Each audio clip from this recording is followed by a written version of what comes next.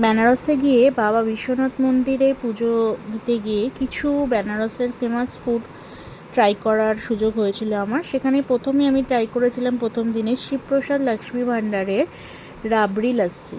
এখানে লস্যির ওপর একটা রাবড়ি স্তর দেওয়া থাকে এবং এখানকার দুধের কোয়ালিটি ভালো হাতে রাবড়ি এবং লস্যি দুটোই খুব টেস্টি হয়, সো ট্রাই করা অবশ্যই ম্যান্ডেটরি।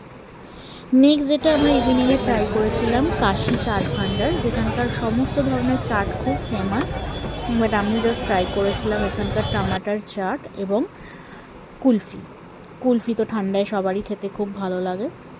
পরদিন পুজো দেওয়ার পরে আমরা চলে গেছিলাম ব্রেকফাস্ট করতে লক্ষ্মী চায়ওয়ালেতে। লক্ষ্মী চায়ওয়ালে চায়ের জন্য অবশ্যই ফেমাস এবং এখানকার ফেমাস হচ্ছে মালাই টোস্ট। দুধের ওপরে শটটা দিয়ে এই মালাই টোস্ট বানানো হয়। নেক্সট আমরা চলে গেছিলাম কচুরি গলিতে, দ্য রাম ভান্ডার। ভিড় দেখে তোমরা অবশ্যই বুঝতে পারবে এই রাম ভান্ডারের কচুরি কতই ফেমাস। এখানে টোকেন সিস্টেম করা আছে, ভেতরে গিয়ে টোকেন নিতে হবে, সেই টোকেনের নিয়ে টোকেন সিস্টেম করে তারপরে লাইন দিয়ে অর্ডার ডেলিভারি নিতে হবে। তো এই রাম ভান্ডারের যে কচুরিটা বানানো হয় অথেন্টিক কচুরি, যেটা কিন্তু একদমই ময়দার তৈরি নয়, এটা আটা দিয়ে বানানো, তো ডাইজেশনের কোনো প্রবলেমই হয় না।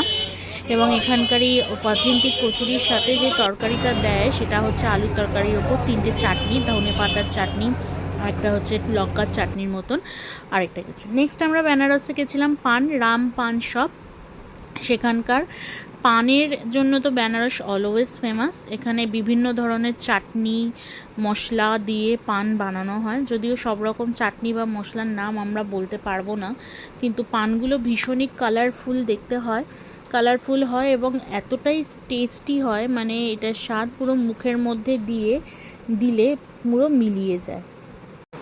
তো পানগুলো তো খুবই কালারফুল দেখতে হয়, কিন্তু টেস্টটাও ভীষণ ভালো হয়, একটা মিষ্টি মিষ্টি স্বাদ এবং মুখে দেওয়ার সঙ্গে মিলিয়ে যায়। এবং কত স্পিডে ওরা 100, 200, 300, 400 পান বানিয়ে দেয়, তো ওদের হাতের একটা সেই স্পিড থাকে।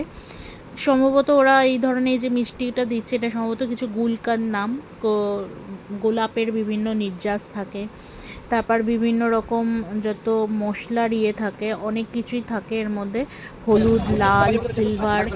তো আমরা যেটা মেনলি এখানে ট্রাই করেছিলাম পানের মধ্যে সেটা হচ্ছে ফায়ার পান, মানে পানের মধ্যে আগুন জ্বালিয়ে দেওয়া হবে, সেইটা মুখের মধ্যে পুরে দেওয়া হবে।